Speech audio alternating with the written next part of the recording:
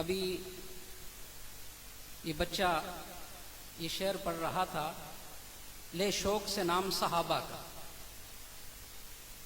صحابہ کا ذکر ایمان کی تازگی کا ذریعہ ہے۔ قرآن کا ذکر اور قرآن کی تلاوت انسان کے دلوں کے زنگ کو دور کرتی ہے۔ اللہ کا ذکر ایمان والوں کے دل کو نرم کرتا ہے، اور صحابہ کا ذکر انسان کے ایمان کو تازہ کرتا ہے۔ صحابہ کون؟ جنہوں نے محمد مصطفیٰ صلی اللہ علیہ وسلم کی خاطر، اللہ کے دین کی خاطر اور دین کی سربلندی کے لیے اپنا تن من دن چمن وطن سب قربان کر دیا۔ ضرورت پڑی اسلام کو مال کی تو مال پیش کر دیا، ضرورت پڑی اسلام کو جان کی تو جان پیش کر دی، ضرورت پڑی مال کی تو مال پیش کر دیا۔ صحابہ کی فہرست میں جب ہم دیکھتے ہیں آقا علیہ الصلوۃ والسلام کے صحابہ کو، تو ہر صحابی کا مرتبہ اور مقام اور اس کی شان ہمیں اعلیٰ اور عظمت والی نظر آتی ہے۔ صحابہ کرام رضوان اللہ تعالی علیہم اجمعین وہ تھے جنہوں نے اپنا سب کچھ رسول اللہ صلی اللہ علیہ وسلم کی ذات کی خاطر قربان کر دیا۔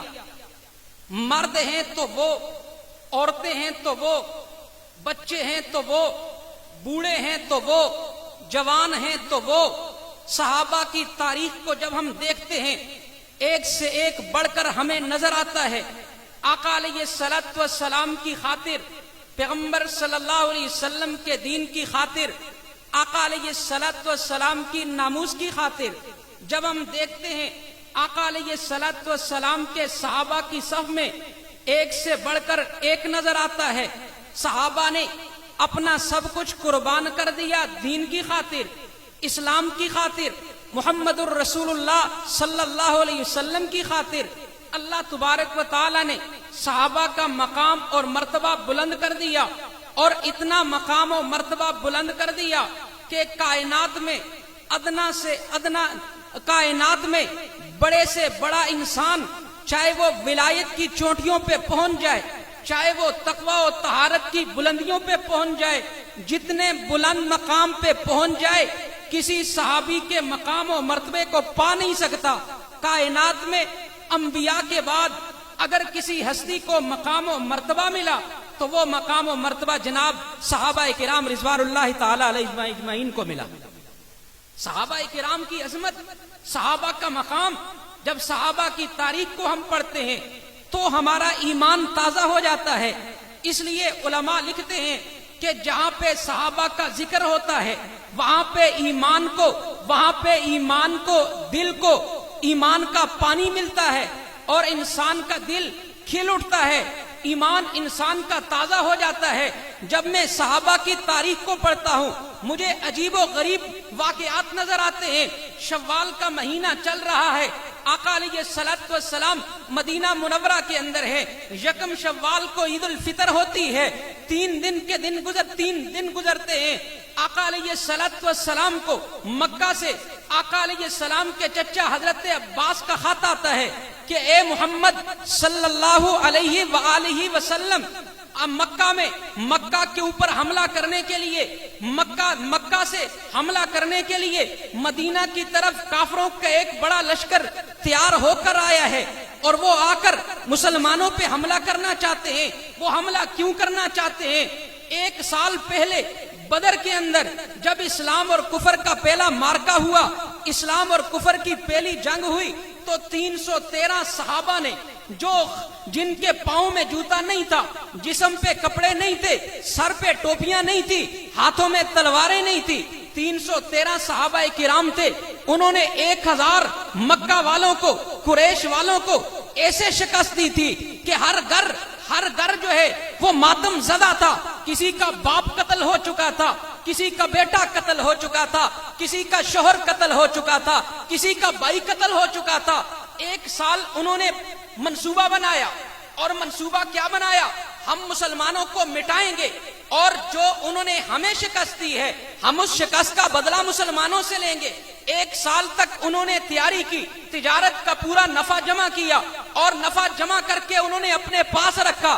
کرنا کیا ہے؟ ہتھیار جمع کرنے ہیں مسلمانوں پہ حملہ کرنے کے لیے، ہتھیار جمع کرنے ہیں مسلمانوں کو مٹانے کے لیے۔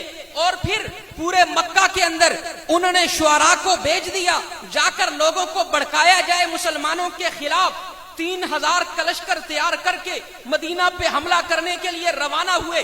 حضرت عباس نے اطلاع دی محمد صلی اللہ علیہ وسلم کو کہ مدینہ پہ حملہ کرنے کے لیے قریش مکہ کا لشکر آ رہا ہے۔ آقا علیہ الصلوۃ والسلام نے اپنے 2 نمائندوں کو بھیجا، جاؤ جا کر تحقیق کرو بات سچی ہے کہ نہیں ہے، کیونکہ میرے پیغمبر علیہ الصلوۃ والسلام کی عادت تھی محض کسی بات کو سن کر قدم نہیں اٹھاتے تھے جب تک آپ تحقیق نہ کر لیتے۔ آقا علیہ الصلوۃ والسلام نے تحقیق کے لیے 2 بندوں کو بھیجا، پتا چلا کہ ہاں بات سچی ہے، کافر حملہ کرنے کے لیے مدینہ منورہ کے قریب پہنچ آئے ہیں اور آ کر مدینہ سے کچھ فاصلے پہ ایک چراگاہ پہ انہوں نے قبضہ بھی کر لیا ہے۔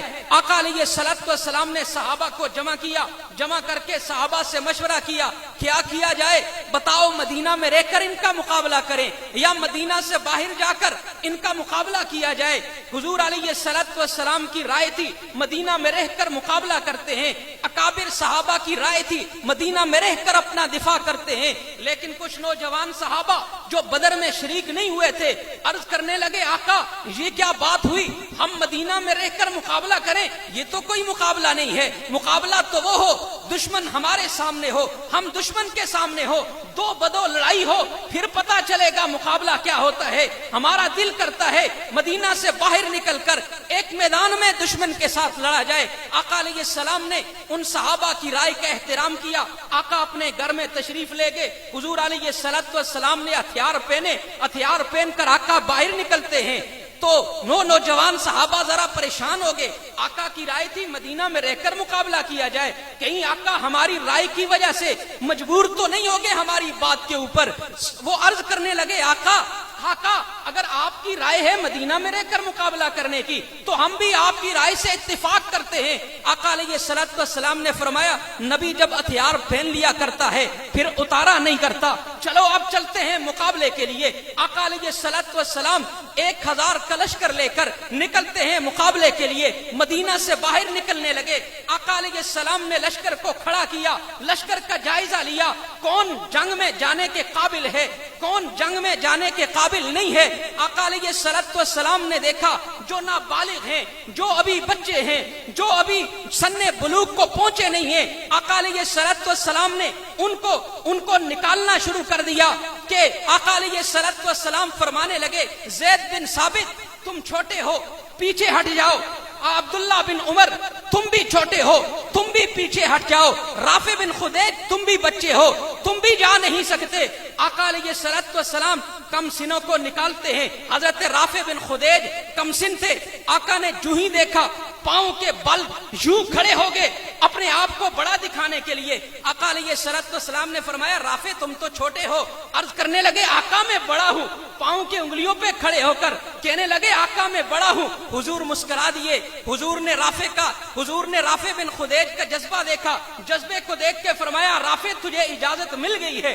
آقا علیہ الصلوۃ والسلام نے ایک اور صحابی تھے، آقا علیہ الصلوۃ والسلام نے فرمایا، تم بھی بچے ہو واپس چلے جاؤ۔ وہ کہنے لگے، آقا میں بچہ تو ہوں لیکن میں رافع سے مقابلے میں بڑھ کر ہوں، میرے اندر طاقت رافع سے زیادہ ہے، نہیں تو میرا رافع کے ساتھ مقابلہ کروا دیجئے، اگر میں جیت جاتا ہوں مجھے اجازت دیجئے، اگر جیتتا نہیں ہوں واپس بھیج دیجئے۔ آقا علیہ الصلوۃ والسلام نے فرمایا، چلو تمہارا مقابلہ کرا دیتے ہیں۔ حضرت رافع کے ساتھ اس صحابی کا، اس نوجوان بچے کا مقابلہ ہوتا ہے۔ نوجوان بچہ رافع کے کانوں میں کہتا ہے، رافع تو محمد کی بارگاہ میں قبول ہو چکا ہے، آج اگر تو نیچے زمین پہ چت لیٹ جائے گا تیرا کچھ نہیں جائے گا، تو قبول ہو چکا ہے، میں بھی قبول ہو جاؤں گا، تو نیچے چڑھانا تاکہ میں محمد کی بارگاہ کے اندر قبول ہو جاؤں. مقابلہ ہوا, رافع بن خدیج نیچے گر جاتے ہیں, وہ نوجوان صحابی ان کے اوپر چڑھ جاتے ہیں. میرے پیغمبر نے دیکھ کے مسکرا کے فرمایا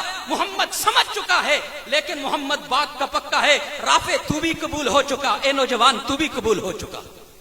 یہ تھے میرے صحابہ جو آقا پہ جان نچھاور کرنے کے لیے, جو اسلام پہ جان کو مٹانے کے لیے اپنی جان کی قربانیاں پیش کرنے کے لیے یوں پڑا کرتے تھے. اس لیے اللہ نے اسلام کو عظمت دی صحابہ کے ذریعے سے, اسلام کو قوت دی صحابہ کے ذریعے سے, اسلام کو چمکایا صحابہ کے ذریعے سے. صحابہ کا ذکر ایمان کو تازہ کرتا ہے. آج کی یہ محفل, آج کی یہ مجلس ان صحابہ میں سے ایک نمایاں صحابی آل بیت کا چمکتا ہوا ستارہ حضرت سیدنا علی المرتضی رضی اللہ تعالیٰ عنہ کی شان میں منعقد کی گئی ہے.